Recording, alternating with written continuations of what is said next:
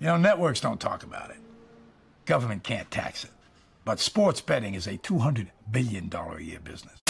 That's a major U.S. Supreme Court ruling that could open the door for legalized sports betting all across the country. The Supreme Court is giving the green light for states to determine on their own whether they want to legalize sports gambling. Tell Donahue his next pick is good for 20 grand, but I need him to guarantee a win, okay? I need a lock. He's not that fucking good. No, Tommy, he has to. All right, he has to, or else they're going to kill me. Do you realize this, Tommy? They're going to fucking kill me. I can't afford to gamble anymore. I need a fucking lock. Locks you ask for, locks they come. Welcome to Lock Talk Stream, Lock Talk Live. It is Jake O'Kane. We are brought to you by BetOpenly. As always, welcome in. Happy Thursday night as we're watching the Seahawks kind of kick the teeth in on the Cardinals, watching the quick demise of Marvin Harrison Jr. It's bad. It's as bad as it can be right now for Arizona. So we'll kind of keep an eye on that as we're kind of heading into halftime. But slowly, as we'll let people kind of roll in here, we are going to have Isaac dropping by shortly, firing off some props. Then I'm going to have my guy Eric from ETOF. We're going to talk sides and totals. Before we get into any of that, I just wanted to just do a brief rundown for college football because we did get some big news this week. For those of you that are of the age of, I don't know, like 25 to 35, Mike Gundy has played somewhat of a role in your college football fandom, whether you like it or not. And Mike Gundy, unfortunately, is fired. Oklahoma State. It got as bad as it could possibly get in Stillwater. I feel for him. I'm a big Mike Gundy fan. I'm a man. I'm 40, dating all the way back to that, to the mullets, to the skullets, to just holding on for dear life when it comes to his hair. Just an absolute character. And in a world that we're probably going to get less and less characters in college football, because that's just kind of the way things go as we are living in the more politically correct world. Mike Gundy doesn't thrive in a politically correct world. So very unfortunate to see that. One thing I wanted to run through is I'm just looking to see if there's any update on this, but no, just still just talking about Doug Meacham being the interim coach. So I wanted to talk about just some of their options, who could be the next guy in Stillwater, because there are going to be some decent, as prediction markets start getting larger and larger, we are going to get some odds on this probably very soon if they're not already out there. There are a few names that I wanted to highlight. First one I think is an obvious one. It's Oklahoma offensive coordinator Ben Arbuckle. He was a huge name going into this season. And I think if OU continues to roll on, he's going to be a head coach somewhere. I just think he might be able to do better than Oklahoma State. I'd have to see kind of how Oklahoma State allocates some of their funds, because obviously that goes a long way these days. The next one that I thought was kind of interesting, GJ Klein from Texas State, young dude, 36 years old. He was a legend at Tulsa, threw for like over 9,000 yards. Back in the day. Again, if you are a college football sicko, you remember GJ, sorry, not Klein, GJ Kinney. I'm just reading that wrong, but yeah, it's another sicko move. It might work. Texas State is definitely on the up and up. It would be a huge jump for him to get to there. The one guy that I think is unfortunately probably a year or two too late from getting this job is UTSA's Jeff Traylor. If they weren't 9-8 dating back to the start of last season, yeah, maybe. But the problem for him, they are 9-8, and that was after he won 23 games in 2022 and 2023, and he probably just kind of missed the boat on getting one of these major offers. Next one would be really interesting. It's Texas A&M offensive coordinator, and this is a name that you don't even need to be a sicko to remember, understand. It's Colin Klein. And it's that Colin Klein. We're talking, as Kyler almost throws another interception. Yeah, he was just at Kansas State. He graduated in 2023. He's the Texas A&M offensive coordinator. That is a name that they've thrown out there to be like this crazy young guy hire.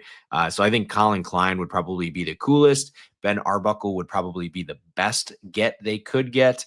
I honestly think, though, the one that fits and the one that, even though he might be a year or two too late, I think I'd have to see the odds on Jeff Traylor. I think what he's done at UTSA, he's gotten a little bit of in this day and age, it is so hard to keep a program like UTSA relevant because of the portal, because of all the things that go into it. But Yeah, it's tough. Mike Gundy fired. You hate to see that. Also, Luke Fickell not fired. That's insane. I don't know how he's still employed. I talked about the Wisconsin Badgers last week. My Badgers went into the game 10-point favorites. I was not going to bet on them for a second week in a row. It was kind of a emotional kick in the dick when they were coming back to backdoor cover against Alabama and failed to do so. But yeah, it's really an interesting one to see who ends up or how bad things can get. Because I mean, Stillwater got as bad as it could get. They were losing games that I mean, obviously Maryland's a bad loss for Wisconsin. Wisconsin would have to lose some non-conference games to really probably push that needle. But yeah, Luke Fickell still employed, still has a job, still making my life absolute hell on Saturdays. Other than that, Syracuse did get their pee-pee slapped, which I thought was really funny. They beat Clemson last week, got a $25,000 fine, and was publicly reprimanded because of faking injuries.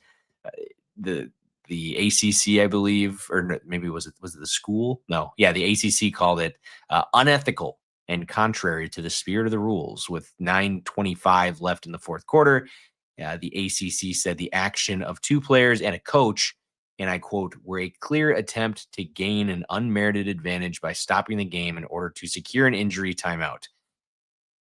Okay, well, we have a flag for that. Throw the flag. Like they literally changed the rules. We talked about it in the beginning of the season, inconsequential rule changes. That was one that I thought we might actually see get enacted. Turns out the refs don't even know when to call it.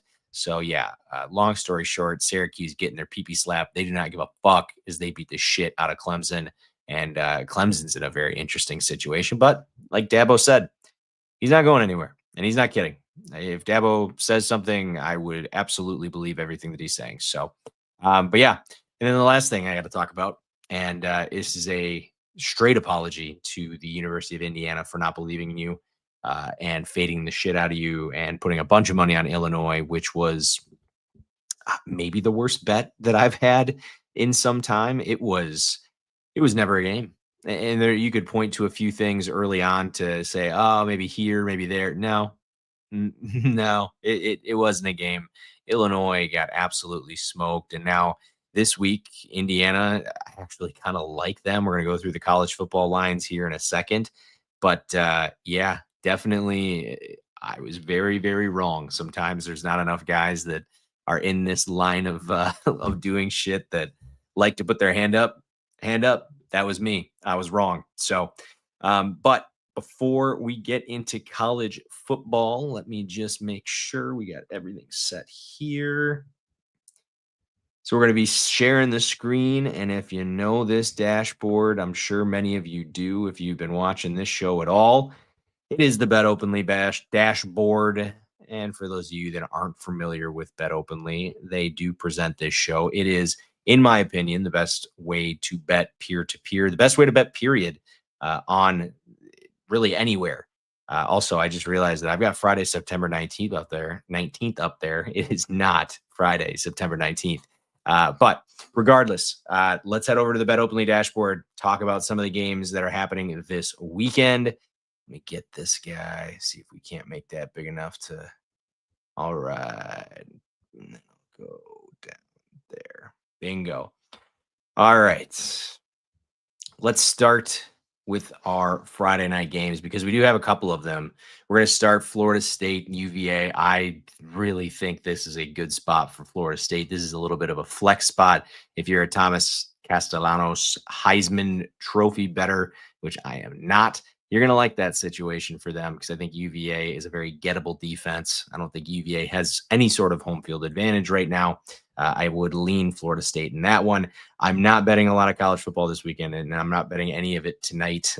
It is, again, we've talked about it. Once we get into the NFL season, my focus shifts a little bit to the pros on Sunday. TCU and ASU, Arizona State is laying 3 with a good chance to bounce back as they've had a tough start to their season with a loss to Mississippi State.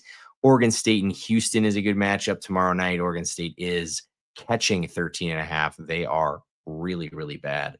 Georgia Tech, the team that everybody is loving right now. And if you follow me on X, you know that I told you if you liked Georgia Tech to beat Clemson a couple of weeks ago, you better take them to win the ACC. And now we've gotten to the point where Georgia Tech has great opportunity to take that conference, depending on obviously how things go with Miami. Interesting one here. Arkansas is hosting Notre Dame. That is a really cool matchup. It's going to be something that we haven't really seen before. Arkansas offense can be explosive, but we also saw them not be nearly as explosive against Ole Miss. USC and Illinois. This is a really interesting matchup. Illinois catching 6.5 at home after getting blown out. I would lean Illinois and keep fucking that chicken. I don't truly believe in the USC Trojans, but we will see how that one squares out. The Ohio Bobcats, it is MACtion season as they are getting into the MAC schedule, laying 7.5 against Bowling Green. I am going to be circling this Ohio game. Again, big fan of what Ohio does as far as a team that you bet on. Rutgers is traveling to Minnesota. Rutgers is catching 5 at Minnesota. This is another one. I like Rutgers here catching the 5. I don't truly believe in what Minnesota is selling this season. I also don't hate the over in that situation either. University of North Texas, no opinion on that one. Duke, we're going to see Syracuse, dogs. This is the rat line of the week, folks. Rat line of the week goes to Syracuse plus 4.5 against Dorian Mensa and the Duke Blue Devils. I am so interested to see how that game gets bet throughout the rest of this week.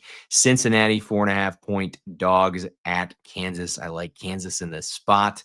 Again, not going to take it right away. We've got Louisville and Pitt. Louisville is laying 4 total in this one. I kind of had my eye on the under, kind of like the way that Pitt plays defense and slows the game down sometimes.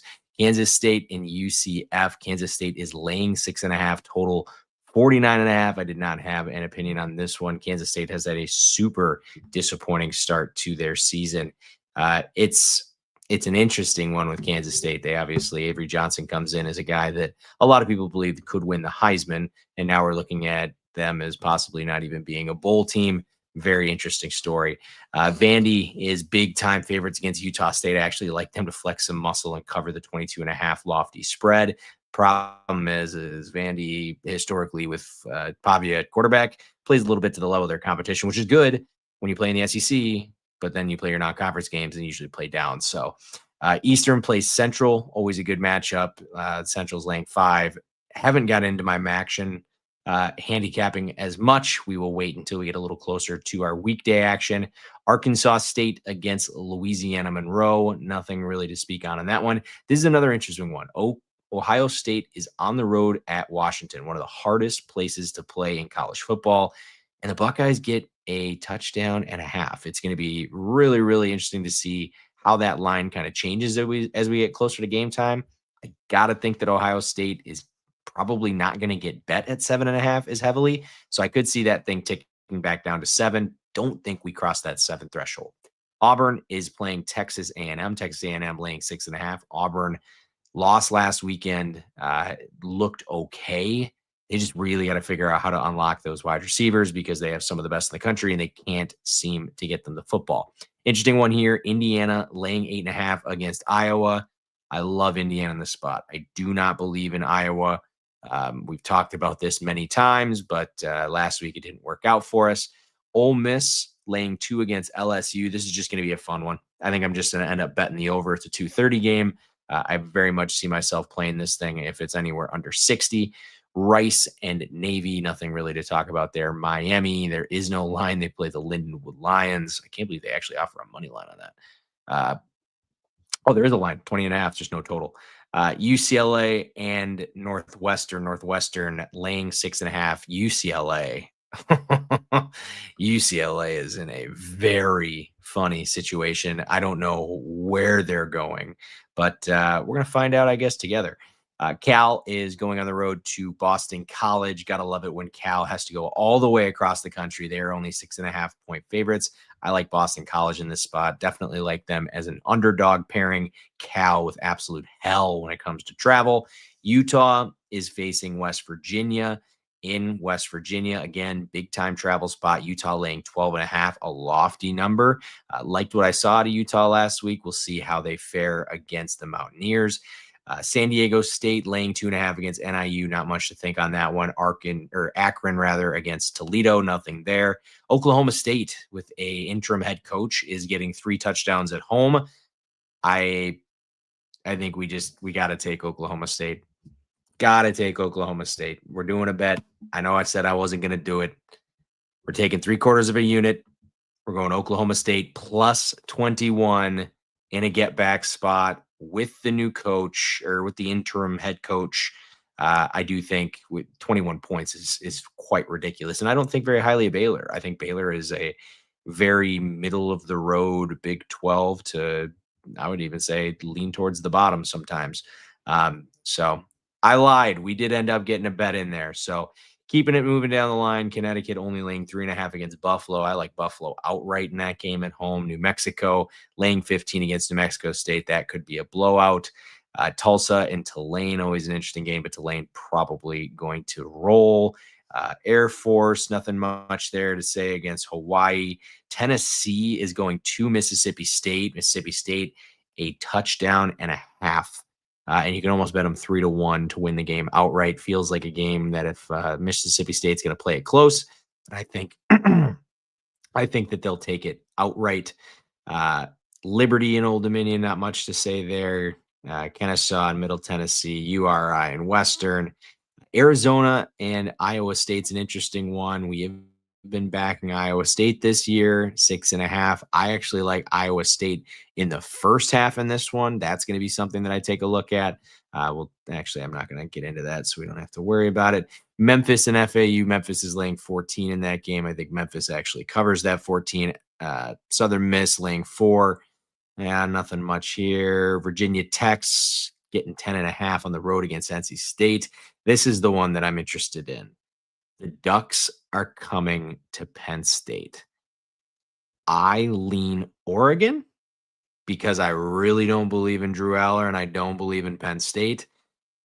But I don't know how much I believe in Oregon. I watched a little bit of Oregon here over the last few weeks. I'm not completely sold on them. But man, it is hard not to take a field goal in a game that really doesn't feel like it's going to feature many points. Don't hate the under either at 53. Right now, I stay split. This game, Alabama and Georgia, I think you go Bulldogs all day long. I do not think highly of Alabama. Their game against Wisconsin, unimpressive with how bad Wisconsin is. So I yet to see an impressive game on Alabama's resume, rather. I've seen what Georgia can do. Georgia looked really good against Tennessee. I lean Georgia, probably going to play Georgia for a nice little 6:30 spot on Saturday. UMass and Missouri, not worried about it. San Jose State, Stanford, Washington State, Cal State, or Colorado State, rather. That's going to be a future Pac-12 matchup, I believe. Is that right? Yeah, Pac-12 matchup of Colorado State, Washington State. App State, Boise State would have been a cool matchup maybe 5-10 years ago. Definitely not as cool right now. South Carolina against Kentucky. We are going to see Lenora Sellers this weekend, so they're laying 5.5. I would be super weary about that. Anytime a guy gets a concussion, he's one hit away from being out that next week. Moving through BYU and Colorado, I cannot back the Buffalo anymore. Georgia is laying 20.5. Oh, and that's actually moving on to the next week. Ooh, how about a look ahead line? Oh, God. I know Eric's in the queue right now. I don't know if he can hear me, but Michigan and Wisconsin. Michigan laying 16.5 feels like the easiest bet ever. But we're going to give that time to marinate a little bit. So, yeah, that's really what I got for college football this week. Like I talked about, it was not a great week for me in college football last week. I got my teeth kicked in. So it was either basically stake down or reassess, take a week and reassess. I'm going to take a week and reassess. I don't love staking down when it comes to, college football because I don't want to bet $25 a game. I just don't want to do it. So that is going to do it for our college football content for this week. I do have a guest that I'm going to pop in here. Let me add him to the stage. We're going to remove that. Oh, you're going to get a big old look at me, unfortunately for all of you. Let's do this, that, and there's a face that we know and love. My guy Eric from the eTop 21 Sports Show. Welcome on, my friend. What's up, my friend? How you doing, dude? Always a pleasure. I'm doing terrific. It's Thursday night. We've got nothing but football ahead of us as we head into the weekend. Up in our neck of the woods, shit, dude, it's 75 degrees and sunny. It feels like we're still sitting in August as we're pushing to October, but yeah, as we kind of wrap up college football, I didn't want to get too into it this week. Anything that stood out to you last week, or any games that you wanna plug right now? UNLV is the biggest frauds in the world. There you go. That stood out to me for last week. Dan Mullen back on ESPN in 18 months. I mean, they should have lost to Miami. Like Miami, what? Finn got hurt. They had two lines get hurt, and it was still like some shenanigans at the end. They fumbled the ball on the 20-yard line. Oh yeah. Miami of Ohio.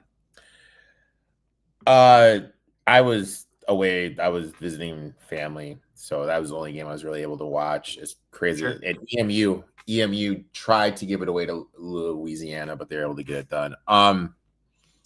What's sticking out to me on the board is obviously, like, when I hopped on, you're talking App State. App State's longtime coach was the coach of, he's the offensive line coach at UCF, now passed away. He recruited a lot of those guys. I think they're going to be pumped up for him, and Boise State has Notre Dame on deck. Yeah. So, I mean, like, that's kind of an interesting spot. Obviously, a lot of points. Yep. Lincoln Riley struggles east of the Mississippi. Early start against Illinois. I got that at 7. Did you hear his comments about that? I did not hear his comments. No. Yeah, he had some real sly remarks. There's definitely, if they come out flat, there's going to be excuses getting hurled left and right, and they're not terrible excuses. He what he said basically is, we had the latest scheduled game in college football last week, and we have the earliest scheduled game this week. So, and he's not wrong. You know what I mean? He's not. Yes. It's just the reality of what he lives in the Big Ten now. You know, UCLA and the coaching bump. You know, they got the new coaching staff fired in there. I really like Washington. It's Ohio State, but I got this at 10 when it first kind of opened up. Oh wow! Not really sure what the number is at. 7.5 at the moment. 7.5. Jesus. Yeah. I like NIU at home against San Diego State. I like FAU after Memphis's big win over who they beat, Arkansas. Mm-hmm. So I mean, that's kind of where my head is right now in terms of stuff going on for the weekend. I'm sure I'll probably be on Ole Miss, but that's kind of where I'm at right now. Probably nice. Yeah, I thought about Ole Miss too. I kind of like what Ole Miss is doing this year. They seemingly they got through the Jackson Dart era and actually found somebody, which I didn't think they'd do. So definitely credit to them. Yeah, last week was tough for me. I was an Illinois backer last week, and that did not go well for me. So I bet Middle Tennessee State, and I'm probably going to bet Middle Tennessee State, because who the hell is Kennesaw State to be laying 7.5 to anybody? That was one that one of the mid-major ones that was highlighted in the articles I was reading today. So you're definitely not alone in that thought process. So that is going to do it for college football. Let's move our focus a little bit here as we are on to NFL Week 4. Now, before we get into Week 4, Eric, we're sitting here watching Thursday Night Football. Seattle appears to be terrific as long as Arizona keeps giving them the ball back. I don't know. I didn't believe in Seattle coming into the season. I don't love their personnel, as there's a strip sack for Arizona. But yeah, any thoughts? Half an hour ahead of me. I just had the kickoff for the second half. I bet Arizona the game. Like, you know, when you look at kind of like the trends of teams coming off the 30-point wins and just kind of everything, like Kyler at home, Kyler's a dog, all that stuff. I got with Arizona. I did the Greg Dortch receiving yard over, which is hit, and grinding out Trey Benson receiving yard over right now. So, you know, just kind of grinding that stuff out. Hopefully, I don't know, like Arizona, I expected them to attack the middle of the field. I understand you want to get Marvin Harrison going, but something between him and Kyler is obviously just not clicking. So, and it's not getting better tonight. So I don't know. My thing, and JSN, like, I mean, he just broke off that big run, but he has yet to catch the ball, and you're down Well, double. they just don't do a good job getting their athletes in space. It just I seems just don't like, understand. Like, I'm a big Kenneth Walker guy. so am I. I think Kenneth Walker totally fits this run scheme 100 times better than Charbonnet. Sure. I mean, I get it. It's a Thursday night game. You know, Walker played, Charbonnet did it. But even like Charbonnet has not been this good, like in No. zone runs. So Sure. I wish they would lean on him a little bit more. But I need to stop here because if they get 7 here, this game's gonna be over awful quick. I was gonna say if this thing gets out to they're looking at JSN right now, 0 targets on 10 routes, 42.6% target rate entering tonight, which was second in the NFL. Just can't get open, and I will say he's got the scheme for Arizona's defense is one that is very confusing when you. So have you watched one of these prime games from the new view with basically all the analytics? I have not. No, I need to. You are the perfect nerd for that. You are going to love it. You get it from the end zone view. You get the trails of guys' routes. It's such a interesting way to watch it. But I watched I think maybe it was the second to last drive of the first half when Arizona went to like a kind of like a shell. It is guys rotating in ways that I have never seen before. But now Seattle seemingly can find their way through it. They're massaging their way down the field again. So yeah, Thursday night that I didn't have anything bet going on my side of things, but I also had a long day at work and kind of missed the boat to really get anything down. So let's get to Sunday, shall we? And Sunday we are going across the pond, my friend. We're going to Dublin. Super exciting. I love everything about the NFL International Series, except for when my team plays in it. But everything else rocks. I think this is it does feel a little bit early, but I mean, shit, we're almost to October. So Minnesota right now is laying 2.5 against Pittsburgh. Oh, let me get the BetOpenly dashboard up here for us. Yeah, we'll add that guy. Whew, is there any way I can get that bigger or different? StreamYard seems to update every single time I get in here. A new way to look at it. Oh my god, I can't get anything going. Actually, you know what? That looks good enough. We're gonna roll with that. So we're gonna start with Minnesota and Pittsburgh. Pittsburgh 2.5-point dogs. I like Pittsburgh in this spot. I do not believe in Minnesota, despite what we watched last week. Please talk me off Pittsburgh because I don't want to really wake up on Sunday morning and have to root for Aaron Rodgers. The first thing I did in this game is I took Hawkinson over 35.5 receiving yards right now. Nice.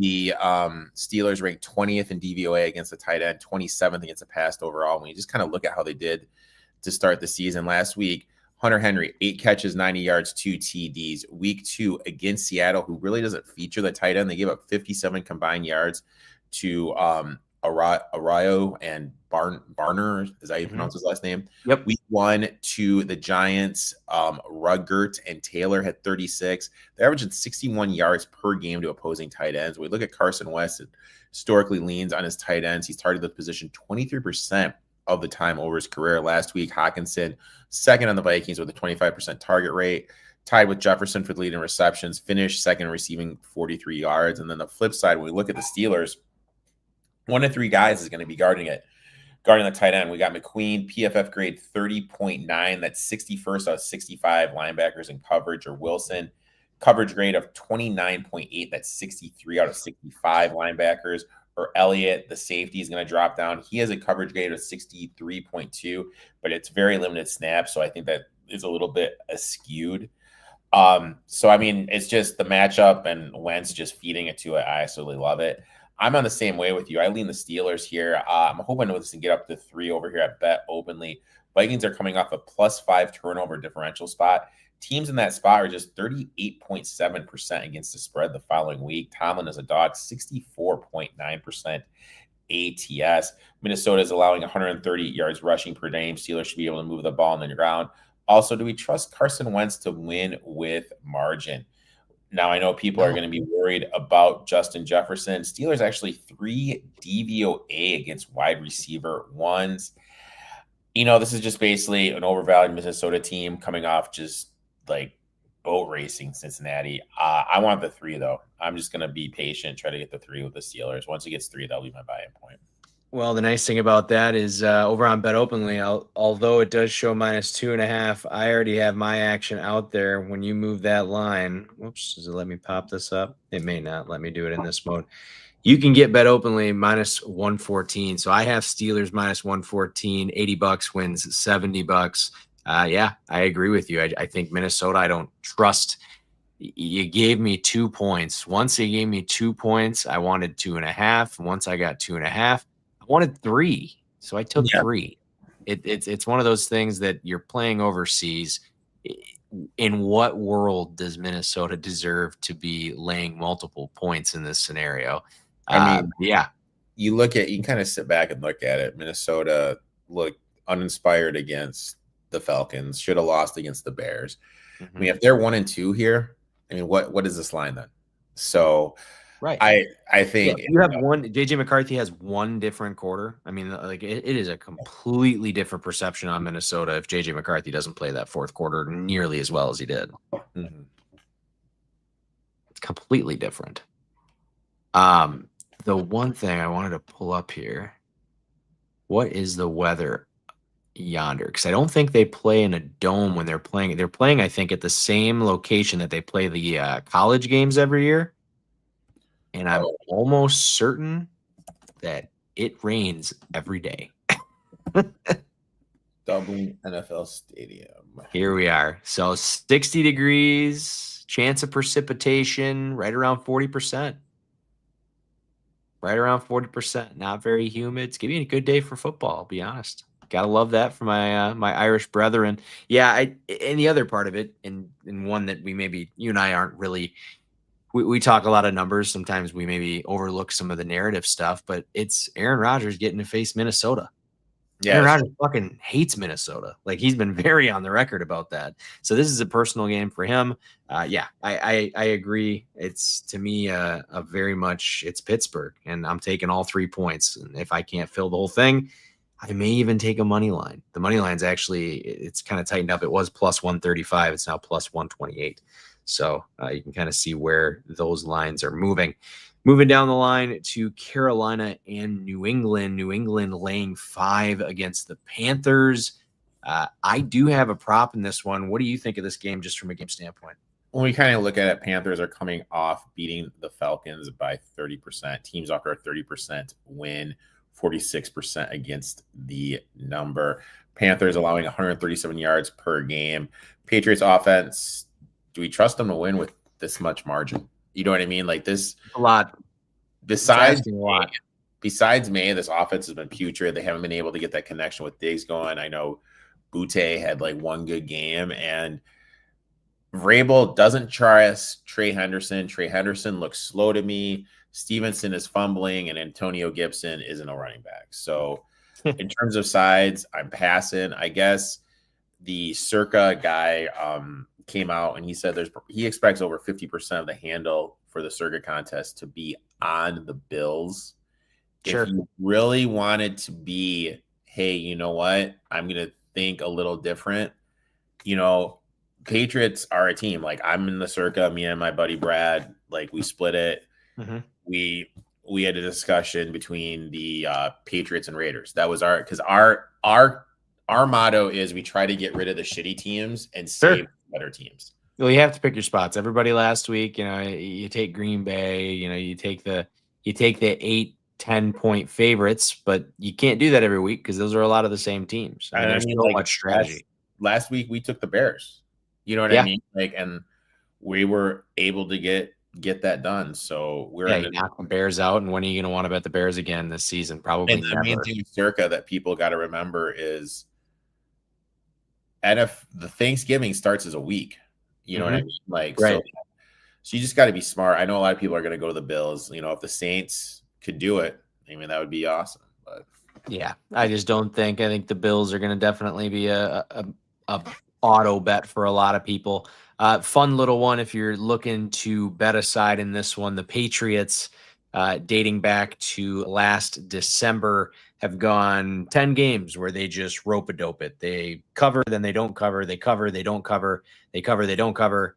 Well, they didn't cover last week, so maybe they cover this week. That's my side analysis because I don't really. It's a lot of points to lay with this Patriot team, but I do have a prop in this one, as I kind of hinted at. I've got Travion Henderson over 15.5 receiving yards. He has had games of 24, 30, and 19. You talked about it. Stevenson and Gibbs fumbling last week. Ramondre fumbled twice. I mean, I see a lot of usage coming from Henderson. I think he's a good ball player, and I really like these young rookie running backs. I got another one on my card that we're going to talk about in a little bit. But yeah, I like Trey Henderson to at least go over the receiving yards. I could see him going over a lot of different props, but that's all I've got in that one. Anything you want to touch on before we move to Tennessee and Houston? Yeah, I'm looking at it right now. I like that. I like that look a lot. I mean, the Panthers have given up, what is it? 79% catch rate, 104 yards overall. Yeah, that's a good look. 15 receptions, 19 targets. That's a good look with the Henderson prop. Yeah, I just think he's going to get better snap count this week. It just keeps going up, and as long as the other guys keep putting the ball on the ground, I think he's going to get every opportunity to take that number one spot. So that'll do it for Carolina and New England. Let's move to Tennessee and Houston, a game that I'm not necessarily too excited about. Right now, it is Houston laying 7. They're laying 7.5 in some of the other books. If you want to get 7.5 on the Tennessee side, you better be looking at BetOpenly because it is minus 130 as the consensus plus 7.5, which is ridiculous. Houston coming into this one has not covered yet, and now they're asking to cover a touchdown. Tennessee keep this one close. What do you think? I mean, who do you trust more?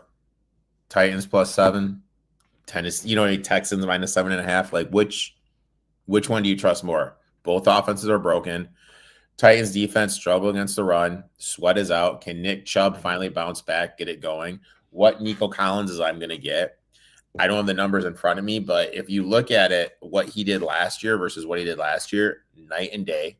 Mm-hmm. They thought Slowig was the big issue. Yeah, that is so funny. He's sitting at home watching these games, just smiling like a little bitch. Can't do anything. Ridley, can he finally become a factor?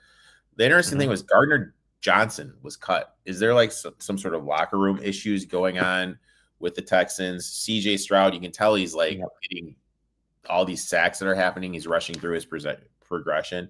I do think the Texans win the game. If you really want to get different in Survivor, you could go to the Texans here. But in terms of side, I'm gonna literally do nothing in this one. I like the idea of teasing. If this thing gets to 6.5, I would tease the Texans down to a half. I don't like teasing down to 1. I do not want the opportunity to have that push completely screw that all up. But yeah, I mean, you look at this, it is abysmal. Tennessee 31st in yards, 32nd in yards per play, 28th on the ground, 32nd for Cam Ward and the passing attack. It's bad. It's as bad as it could be. CJ Stroud and company not exactly lighting the world on fire.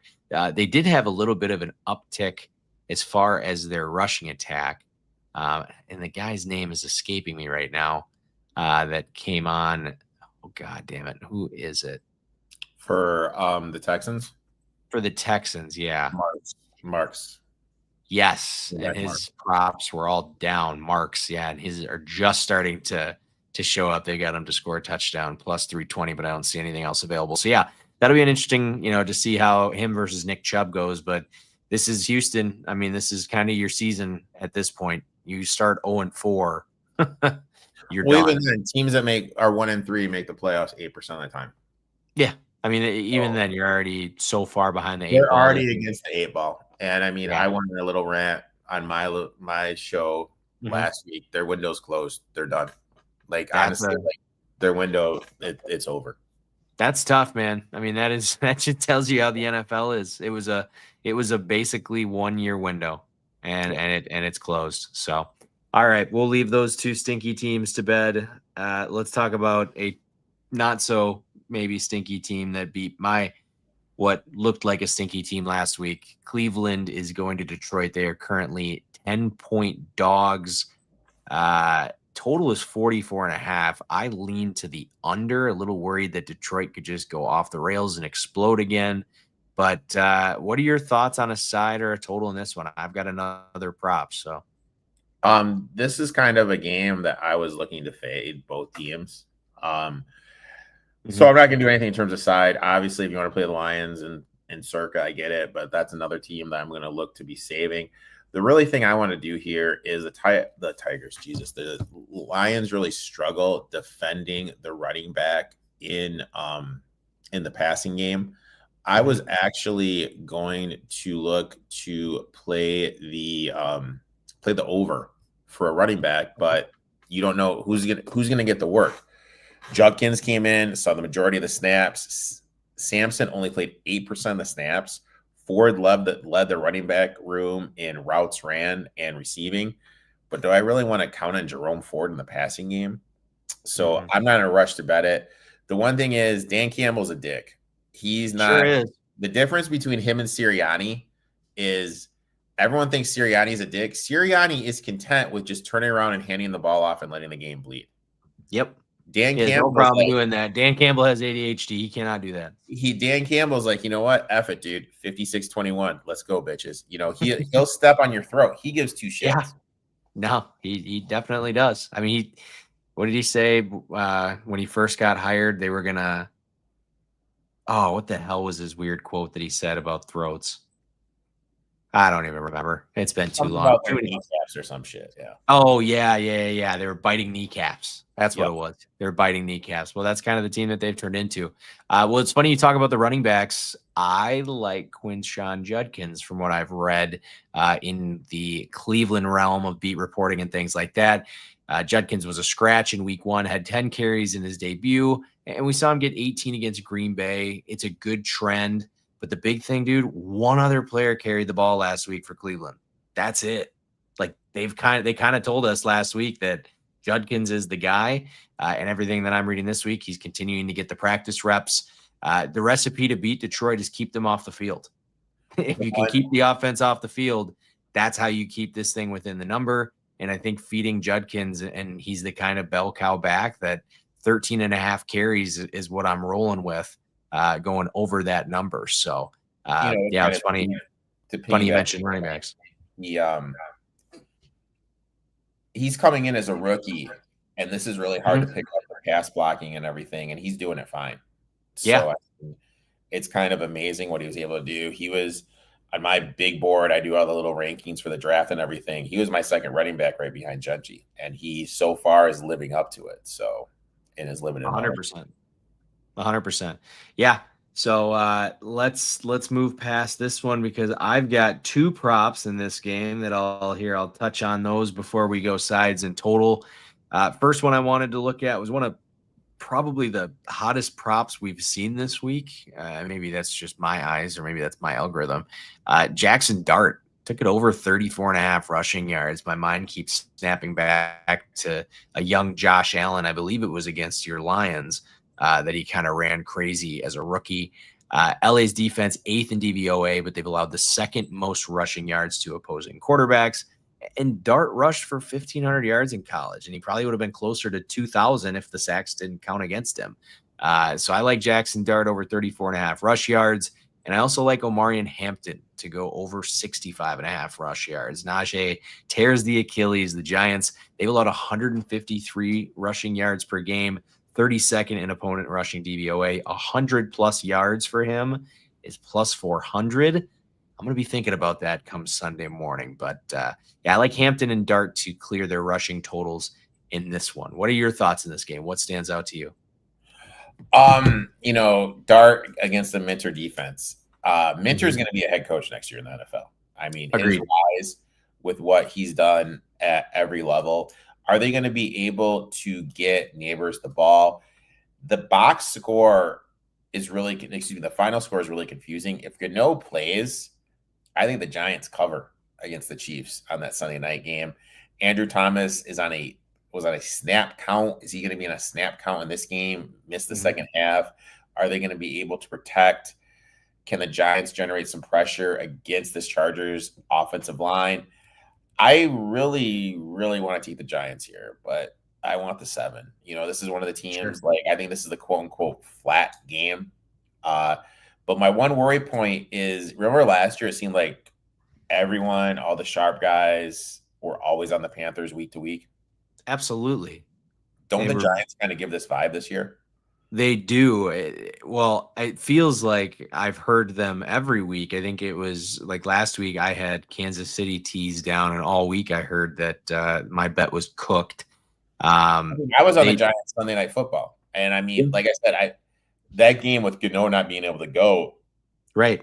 It changed it completely. Going to take the 3, and I mean, hell, if Russ just can make a throw in the green zone, they get it done. But I don't know. Another game I'm not rushing to bet. If I get a 7, I like it. I'm interested to see what Dart can do. But historically speaking, these rookie quarterbacks in their first start do struggle ATS wise. But the Chargers have looked like a Super Bowl contender. Herbert MVP. They're due for a flat game. It'll probably be this that game. Just feels like they're ready to do it. This game or the game coming up in Miami. The Miami game is also one that I could see happening, and Miami will be coming off of a short week, so that'll be interesting to see how that goes. Next one, I'm going to take us down to Tampa, as Tampa is catching 3.5 against the Eagles. Excuse me. The weather forecast looks terrific. We are not getting that shitty fall weather down in Florida. We are not getting rain. We got a pair of 3-0s. We got a lot of injuries to sort through, kind of on both sides. You got Zach Bond working on a knee on one side, kind of the main guy. Dean Johnson had a stinger, so kind of keeping an eye on him. Baker Mayfield, it seems like it's week to week with him. I think it was a foot/ankle last week. Now it's his right bicep. Tristan Wirfs down. Mike Evans is going to be sidelined for a few weeks with a hamstring. And all that to say, I like the over. I like the over at 44. I couldn't believe I kept going back to that as I'm looking at everything about it, but I lean to the over on this one. I look at what Philly in that Los Angeles game kind of looked like. I don't read much into the Kansas City game because Kansas City is just grinding shit out. And with Tampa, them and the Jets kind of ran it up last week. We've seen 40 plus points or 39 plus points in all 3 games. I think 44 is very achievable. What are your thoughts? I think the Bucs voodoo is real. I mean, this team could really be easily 3-0. Baker leads the league in turnover-worthy throws. He's had 8 dropped interceptions. What's going on with Wirfs? There was some stirs early in the week. He could be back. How's the offense? How is the offense going to look? Evans is out. The rookie from Ohio State, whose name that I cannot pronounce. Mecca Mbuka.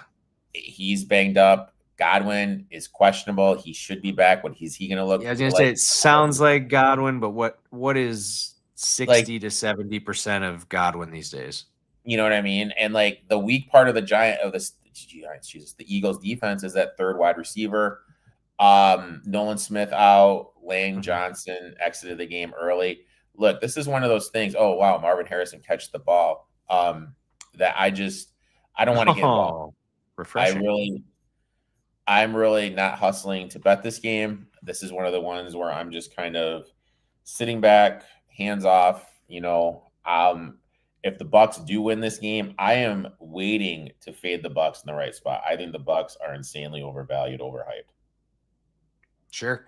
No, I don't hate that. A few trends that I was kind of looking at. Do you ever use covers, like the website?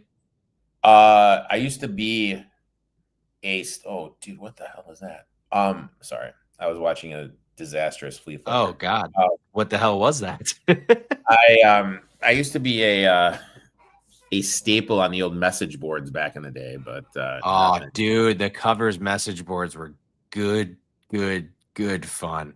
But they do a really good job as far as like trends and stuff like that. Cool one here with the Eagles. They have hit their second half money line in 16 of their last 20 games. And when they're losing, they're undefeated in the second half money line. So definitely might be a game that I look at the second half. But like I said, I'm betting the over in this thing. And it was a game where I just was, just kind of caught a vibe. And I don't like doing that often.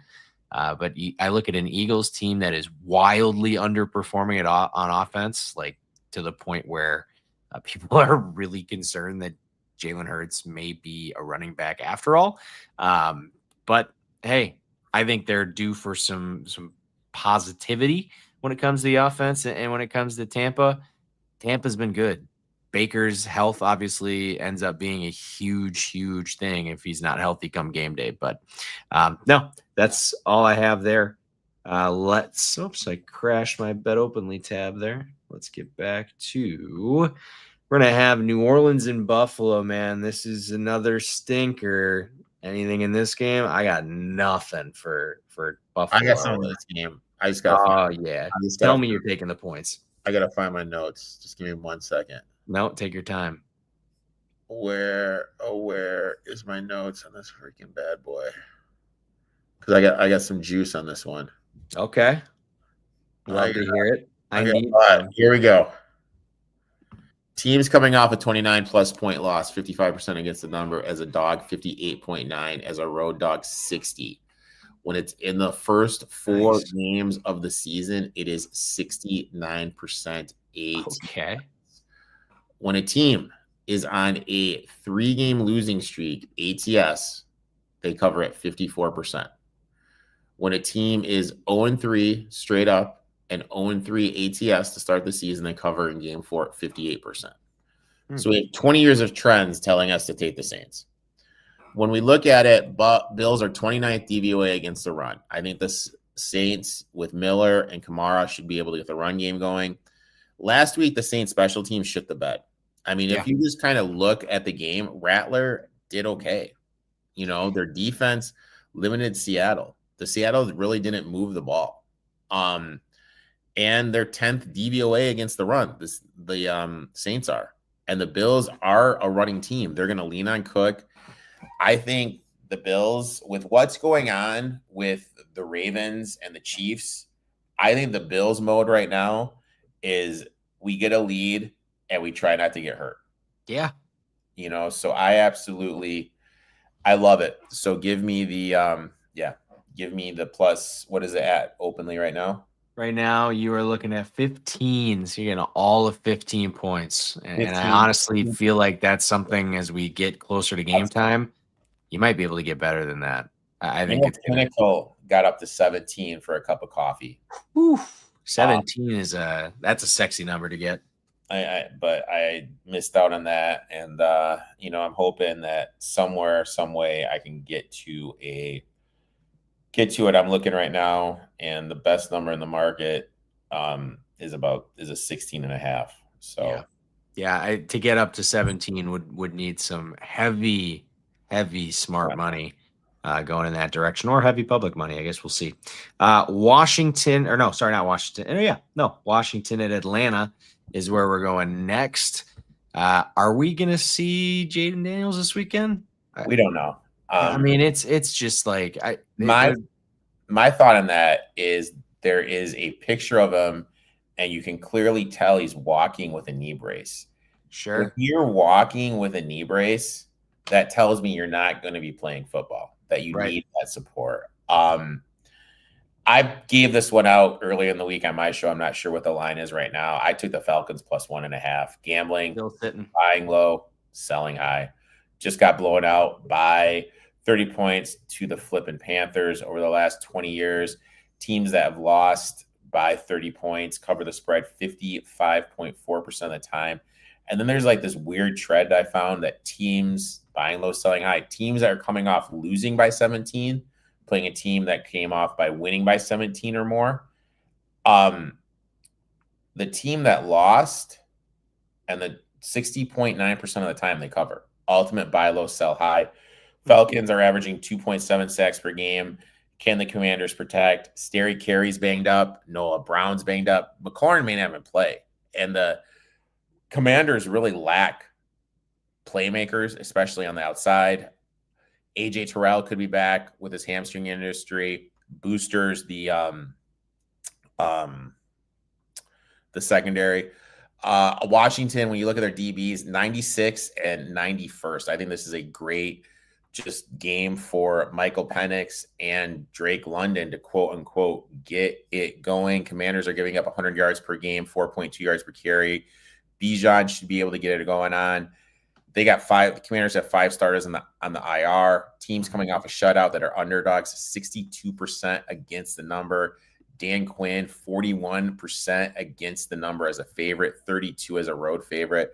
I'm on that. And then I also took as a player prop, took Drake London over 65.5, leads the Falcons with a 26% target share. Commanders give with 11th most yards per game to opposing wide receivers, 4th most yards per catch. London is going to be going up against a secondary that's 22nd DVOA defending wide receiver ones. Last season, London had over 100 yards against this Commanders team. And the interesting thing is when we kind of look, I lost my stat. When we look at his pre-target efficiencies, wide receiver 10, 6.6 yards per target, 59% catch rate. He's due for this breakout game.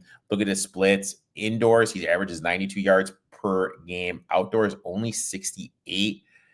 And he's got a great matchup against these DBs. So I like London over 65.5 yards receiving and the Falcons plus 1.5. Nice. Yeah. I mean, right now we're looking at a non-Jaden Daniels number at Washington laying 1.5. I think we probably both agree with that. Mm-hmm. Yeah. So no, I think you're right. I don't think we're going to see Daniels. I think you're sitting pretty at 1.5 because I think that line, if Daniels gets ruled out, I can see that line completely flipping because I think right now you just keep it right around that 1.5 and hope that you get action on both sides if you're the books. So, yeah, no, I'm with you on that one and then definitely like where your head's at with the prop as well. So, next game, I do have action, Jacksonville and San Francisco. I am betting the under. I'm going to continue to bet Jacksonville unders. They are such an odd team. 17-10 last week against Houston. Kind of went exactly how I thought it would. San Francisco, on the other hand, the 16-15 stinker against Arizona.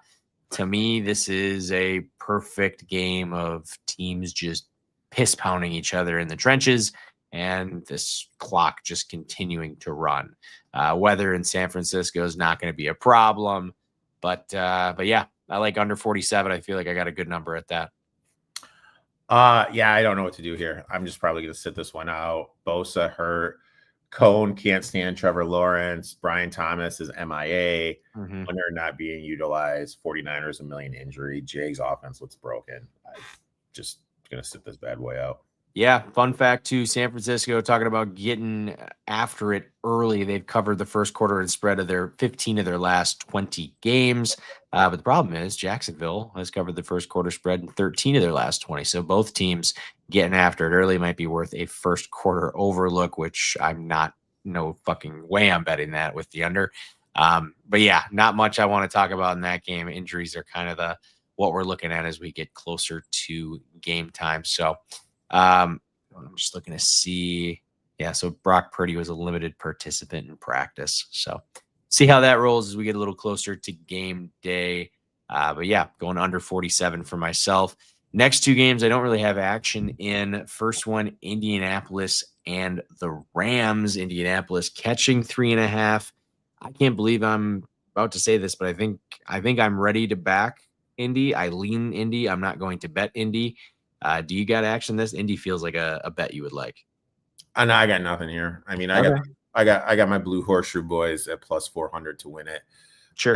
My big thing with them is Howard is one of the worst DBs in the league, and he's going to be lined up against Puka. They play zone. Puka is one of the better wide receivers at zone. What's going on with Stafford's back? How do the Rams respond after losing to that game? Like, historically speaking, teams that have a game like that the following week, they do come out a little flat. I'm literally just going to sit this one out. I mean, I got I got a lot of action on the board this weekend, and I couldn't bring myself to winning. If this gets down to 3, I'd be in it with the Rams, but against at 3.5, the Colts. We all know the Colts are due for that dud. Oh yeah, 100%. And whether it's this week, whether it's next week, they play. And that's the thing for the Colts is you've got Vegas at home after this, you've got Arizona at home after this, and then you go to the Chargers. I mean, there's a very real scenario that we're sitting here in a few weeks, and the Chargers and the Colts are the premier matchup going into the weekend. So that's a realistic future that I'm not sure I'm super looking forward to. But I agree with you. At 3.5, I can't back LA. I think right now, I want to say you could probably, if you wanted it on BetOpenly at 3, minus 105. And if you wanted it at 2.5 and you wanted to get really stinky with it, 120. So there are definitely some flexible bets, flexible numbers out there. But yeah, I think we're both kind of in the same boat on that one. Chicago and Vegas. Chicago. They had their big week. Good for Chicago. You bet Chicago, you said, for Survivor last week? I did. I had him in Circa. I had him on the money line. Easy peasy win. Effing loved it, dude. Yeah, I mean, it was never even in question. 31-14 final. You finally see some of what Ben Johnson's offense could look like. Roma Dunze goes absolutely nuclear. Dunze, not Burden, rather, goes nuclear, getting his kind of breakout game. But Dunze had a good game too. I mean, this is kind of what Chicago was looking for.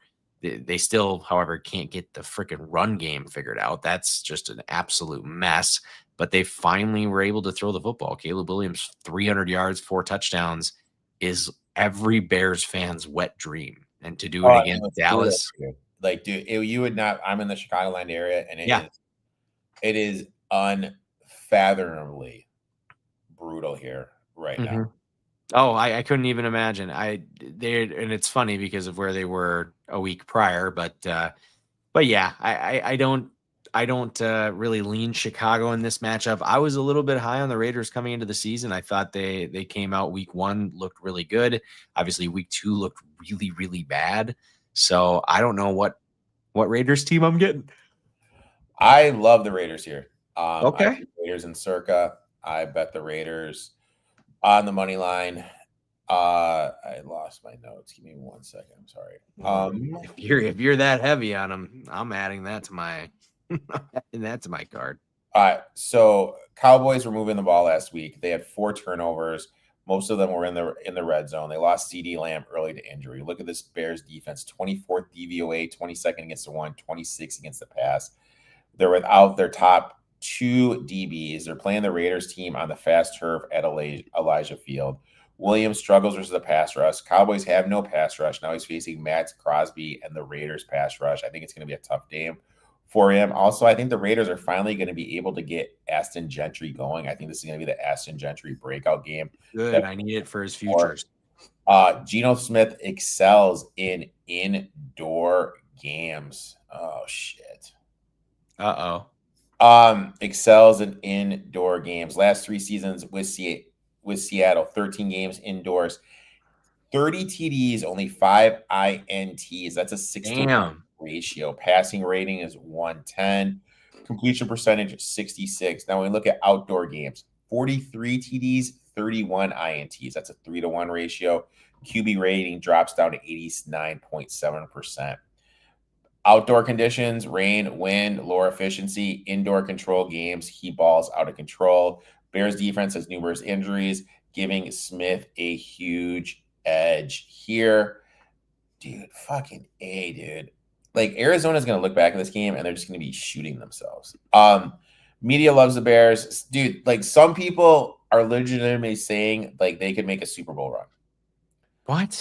Those that are all... I put them in the same idiot boat that the Packer fans that were saying, and our own players, like, oh my God, we're saying undefeated. Like, what the fuck are we even talking about? Like, they're smoking the same pack. Williams fans are saying that, oh, he is Patrick Mahomes. It's just hilarious down here. Look, I'm just going to take the Raiders on the money line. They're just. I love it. Well, for those of you that are watching, you just watched me bet it live. I got one unit now on the Raiders as well, sitting out there on BetOpenly. This is an interesting one. I am very interested to hear what you have to say. We're getting down to our final 3 primetime matchups. This is Sunday night. Baltimore, Kansas City. Feels like we get this matchup every year, and it's always a banger. And why shouldn't I bet the house on Baltimore? Oh, yeah, it's because I hate their defense. Or do I hate the Chiefs' offense more? I don't know. Crazy to think the loser of this game is 1-3. Historically, 1-3 teams make the playoffs only 8% of the time. I have a very healthy Chiefs plus 380 not to make the playoffs ticket I'm sitting on. Now, what's going on with them? Pacheco not going after the ball in that weird play where whatchamacallit threw it backwards. Kelsey and Reed fighting on the sidelines. Last week, the Ravens were dominated at the point of attack. Are the Chiefs' offensive line and defensive line going to be able to emulate that? Maduk, I can't even pronounce his name, the defensive lineman for the Ravens. When he's out, opponents rush for 2 more yards per carry, which is absolutely insane. He's out with that neck injury. Derrick Henry doesn't look himself. What is going to happen with Worthy? Is Worthy finally going to get on the field? I want nothing to do here. My thing is this. I'm hoping for a Chiefs early touchdown, and then I'm going to go back in and I'm going to bet the Ravens at a better number. Because I look at it like this. I don't think the Chiefs have the horsepower to keep it up for that long. No, I agree. And you look at it, I mean, things are bad for Baltimore defensively, 32nd defensively with 415 yards per game. But Patrick Mahomes ranks 30th in completion percentage right now at 59. He is playing poor football. You talked about the running game with Pacheco. They can't seem to figure anything out. But I'm going to take your advice, wait for that early Chiefs touchdown, and then I'm going to bet Baltimore. So you and I are in the same boat there. Live betting for me, has been great to start the season. I got the Lions +6 and +380 live on Monday night. I got the Colts against the Broncos. I got them at +280. Live betting with how quick stuff moves. If you guys don't like the number, it is so easy to get stuff now. It's an easy thing to manipulate if you just got to be a little bit patient and you're okay with not having your bets all filled in before game time. It takes a little bit of extra effort. Looking at Sunday night, I accidentally said that the Baltimore game was Sunday night. But now looking at Sunday night, my Packers go to Dallas. It's tease Green Bay all day. We can talk about the Packer pass rush and what they're going to possibly do to Dallas. This is a huge bounce back, get right spot. I heard it was a very intense week of practice up at Lambeau. So I'm excited to see my Packers bounce back because last week was pretty bad. And I'll be honest, we were all sitting there watching it at a bar and none of us were taking it seriously until the fourth quarter. It was definitely a wake up call, but it's one that you would rather have in week 3 than have in week 18 or wild card weekend or divisional round. I had Browns money line last week. It was phenomenal. But when you look at this, they dominated. You guys could not block at all. Nope. They don't have the pass rush to be able to disrupt them. And they really do struggle running the game. I think this is going to be a heavy Josh Jacobs game. Sure. I think George Pickens should be able to do well against your secondary. We're going to finally see him kind of be that wide receiver one. I think Dak's going to look to get him the ball. You guys do struggle covering the tight ends. I think this could line up to be a good Ferguson game. Obviously, the most bet prop is going to be Micah Parsons sacks. I'm not want anything to do with this. I will say this, though. If this gets over 7, I feel out of principle, I have to take Dak with how good he's been as a dog. Anything north of 7, out of respect for him. But pre-flop, Yeah, I'll be honest. These are the Sunday night games I like because my old ass can just go to bed early. Yeah. Theoretically, you better be able to, because it needs to be a convincing Packer win. I would look at Pickens overs. I think he's at like 60 right now, 65.5, somewhere in that ball vicinity when I looked earlier. I push back on you only with your choice of player, and you actually mentioned the guy that I think is the guy. I think it's Fergie. I think it's Ferguson. Grew up a Packer fan. Definitely. It's his first time playing them. Is his wife going to be there? His wife? I don't know. Is his wife? Is she a thing? Oh, dude, she's one of the twins that played basketball at Miami. What? Yeah, like those. Shut up. Yeah, he's engaged to one. The other one's dating. Cavender twin? Oh my God. Yeah. I'm assuming it's the one that didn't date Carson Beck. No, they're back together too. Oh, outstanding. That's going to be outstanding. Well, great, because Carson Beck's going to be the next quarterback of the Cowboys, so that'll work out awesome. Haley. But yeah, he is dating Haley. He's engaged. They got engaged on April 18th. I'm looking at Shefty's tweet. Excuse me. How dare you? That is love. Who gets married first, them or Kelsey and Swifty? I would imagine that is a very prolonged engagement. They're going to milk that for everything that it's worth. So, as they should. I mean, why not? Do what you want to do. I don't give a shit. It's none of my business. Just a bunch of rich people fucking in my eyes. Anyways, the New York Jets and the Miami Dolphins. We get a very cool doubleheader this week. They had the 6:15 kickoff for Monday night. The Jets plus 2.5. I laid 2.5 already with the Dolphins. I like Miami in this spot. I don't trust New York at all. I think Miami's actually trending positively.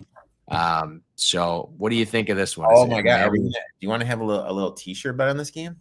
Little t-shirt bet? Sure. T-shirt bet. I was able to find a 3 on this. Okay. But I'll gladly do 2.5. I'll do that.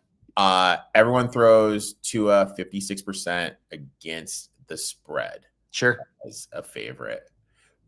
58 as a home favorite. But when you dig deeper and you take out the 1 p.m. starts for Tua playing at Miami, he's only 40% against the number. All his covers are happening at this 1 p.m. window where it's hot. Now, here's a trend. Okay. When you've got 2 teams on 3-game losing streaks facing against each other, the underdog is covering at 61.5% of the time. I could make an argument the Jets could be 2-1 right now. They should have been the Steelers. Yeah. The Bucks voodoo got him in week 3. When we look at Tua, there's 32 starting quarterbacks in the NFL. PFF has him graded as QB 33. Miami's defense has major issues in the secondary, and to cover that, what are they doing? They're looking to blitz more and constantly all the time. But it's just not there. Bradley Chubb, 87 out of 103 edge in pass rush. When we look at Seiler in defensive line, dead last, 104 out of 104. Robinson, 99th out of 104. The only one who's able to generate some pass rush is Phillips. Nobody's just generating. When we look at the offensive line, it's kind of graded out well for the Jets. Garrett Wilson having a fantastic season. No one's talking about it. Going to be matched up with Stevens. I don't trust anyone in Miami secondary to be able to stop him. Overall, 31st DVOA defensively. Pass defense, 31st. Rush defense, 26. The only thing that Dolphins offense does well is run the ball. Jets are top 10 against the run. I think Williams is going to be matched up against either Swift or Salvinia, and he's just going to be living in the backfield. Miami, I mentioned Garrett Wilson. They rank 19th DVOA against wide receiver ones. See, to me, the Dolphins just don't look right. Jalen Waddle, anytime there was a big play last Thursday, they were going to Jalen Waddle. Sure. But they don't do anything to get him the ball. The offense looks out of sync. I get a team that I think is better, and I'm getting a field goal. I mean, I'm going to be all about that. And when I look at the Jets sideline, you saw that dance that Aaron Glenn did. Yeah. I mean, I see energy. You know what I mean? Yeah. I see him holding accountability with his players. That one guy who fumbled the kickoff, he's off they cut him the next day. Cut his ass. That's so old school. You know what I mean? For me, I just feel that the Jets have something and the Dolphins are going through the motions. Sure. So I'm gonna do it. I'll rock a t-shirt bet with you. How about let's do this, since mine's Miami, yours is New York. If Miami wins, find me a retro Miami Dolphins, like 70s, 80s. I'll find you something from the old school Jets. That works, dude.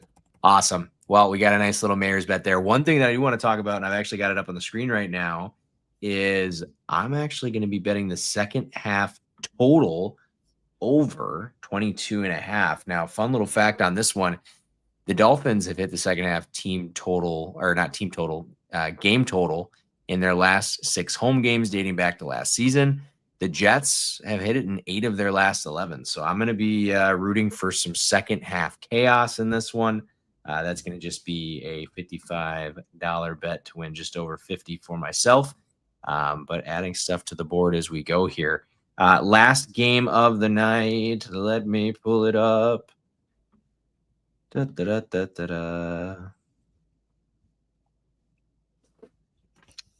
What do you think about the doubleheader Monday night? I mean, we get kind of unlucky with this second matchup, which could have been actually pretty solid if Burrow's healthy. But do you like 2 Monday night games? No, because I want to go to bed, dude. Respect. I want to go to bed. Respect. I think the Bengals here. You know, big picture is gambling, buying low, selling high. Teams coming off 30-point losses, 55% a number when they're dogs 60, road dogs 61. Teams getting 7 or more points in the first 4 weeks, 54 against the number. Teams coming off the 5 turnover game, as I mentioned, 56%. Broncos play extensively man coverage. Higgins and Chase excel in that. I know everyone's going to talk about Patrick Surtain being a quote unquote lockdown. Oh, dude, Marvin Harrison just made. I was going to say, I was waiting for you to see that one. A nice ass catch, dude. That was really nice. A nice ass catch. Didn't push off, didn't bobble. Looks good to me. Is this guy going to do that? This is what's going to happen here. This guy's going to do the little analytical thing that I hate. I was going to say he's going to go for 2. He's going to go for 2. No, that's a field goal unit, my friend. Okay. Oh my God! I thought he missed the extra point. That would have been so perfect. That would have been brutal. Back to this game though. Yeah, 56. That's his PFF grade for. Yeah, dude, he's terrible. He's been miserable. Now, it was defensive player of the year last year, bro. That was an awful attempt.